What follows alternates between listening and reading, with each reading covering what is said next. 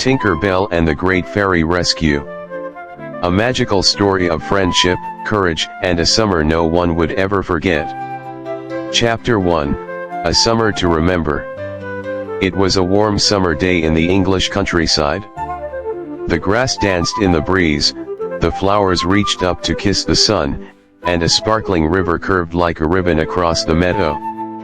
In the heart of this beautiful place was a hidden cottage, and beside it, a curious little girl named Lizzy Griffiths lived with her father, Dr. Griffiths, a serious and busy scientist. Lizzy had a big heart and an even bigger imagination. More than anything, she believed in fairies. "I know they're real," Lizzy whispered to the wind as she looked out her window, clutching her hand-drawn field guide to fairies. "One day, I'll meet one." What Lizzy didn't know was that her wish was about to come true. Chapter 2, Tinker Fairies on the Move.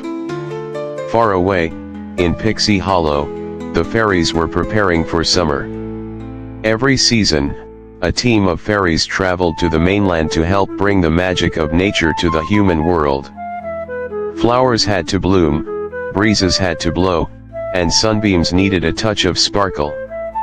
Among the fairies preparing was Tinker Bell, a clever, curious tinker fairy with golden hair and a knack for inventions. "Be careful, Tink," said Silver Mist, a gentle water fairy. "Humans live there." "They're not that scary," Tink replied, loading her satchel with tools. "I just want to see how everything works. I won't get into trouble. Promise."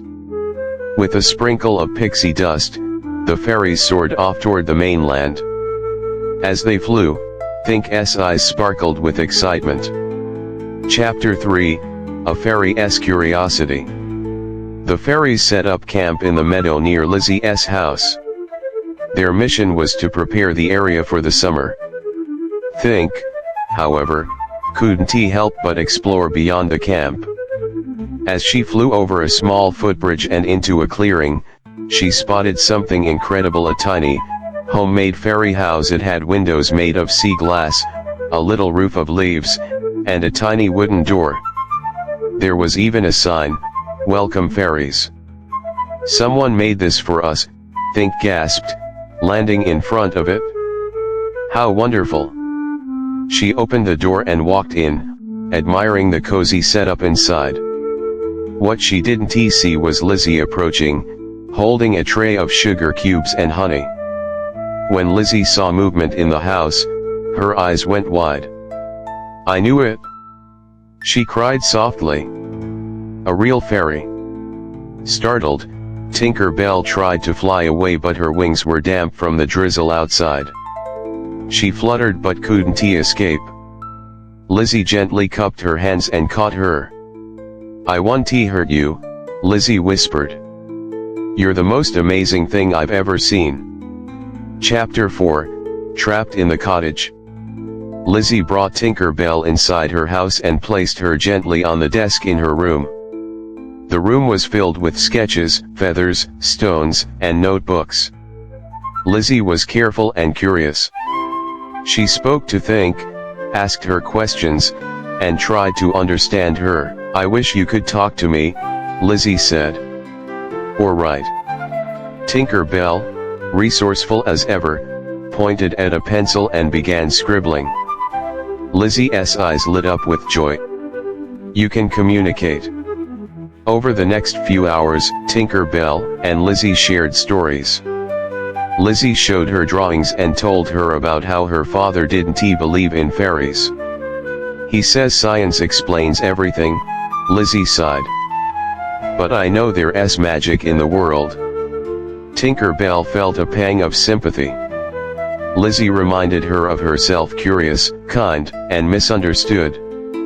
Meanwhile, outside, panic had begun. Chapter 5, Fairy Friends to the Rescue.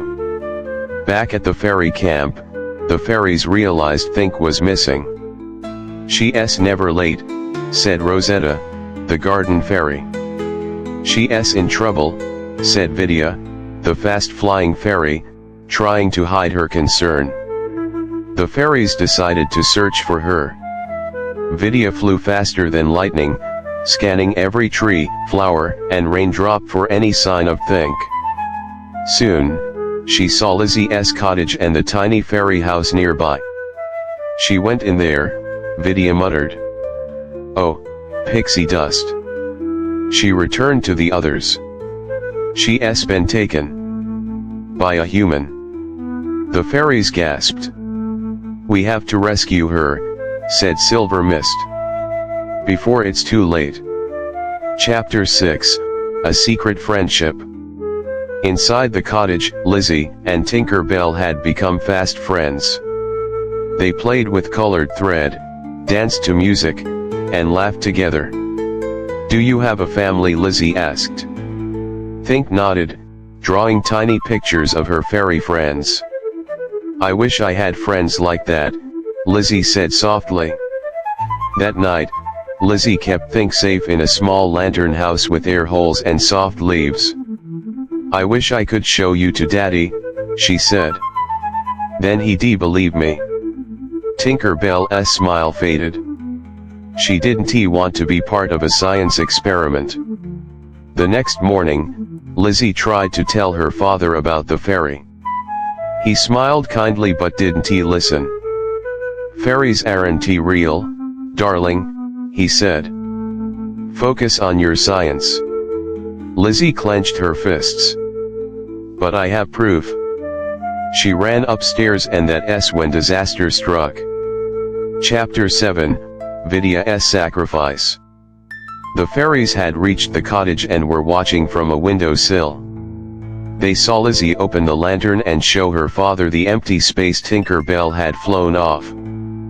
"But she was here," Lizzy cried. Dr. Griffiths walked away, shaking his head. Vidia watched the scene unfold and felt a surprising wave of guilt. "She trusted us," Vidia said. "We have to help her." Later, as Lizzy cried, Tinker Bell returned.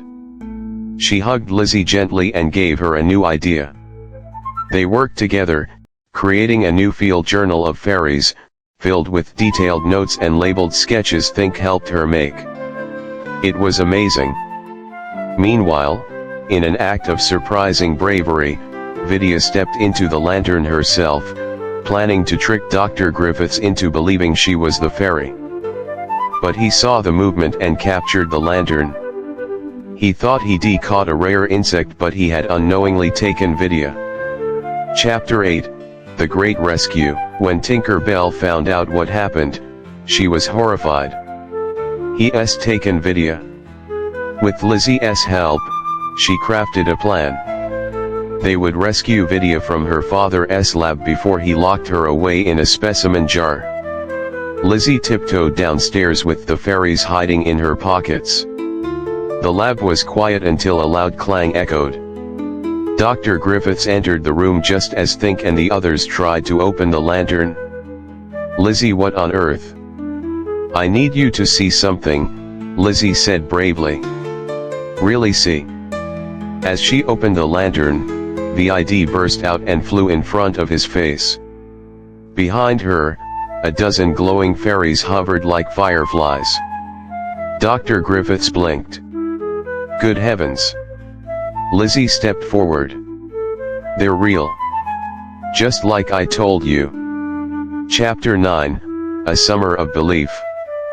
Dr. Griffiths slowly smiled, his eyes filled with wonder. I was wrong," he admitted. "You were right all along." He apologized to Lizzy, and the two embraced. That evening, the fairies gathered in the garden with Lizzy and her father. They laughed, flew, and played in the twilight. Tinker Bell tinkered with Lizzy's toys, turning them into magical gadgets, and Rosetta grew a new patch of roses with a flick of her wand. Before the fairies left, Tinker Bell handed Lizzy a tiny silver charm, a fairy-made key. "For next time," Tink whispered. Epilogue, Wings of Friendship. As summer faded into autumn, Lizzy never forgot the fairies or the magic they brought. Her father, once a skeptic, now helped her build a fairy garden, full of blossoms and tiny homes. And back in Pixie Hollow, Tinker Bell told her friends the story of the brave human girl who believed in fairies when no one else did. Because sometimes, all it takes to make magic real, is a little bit of belief.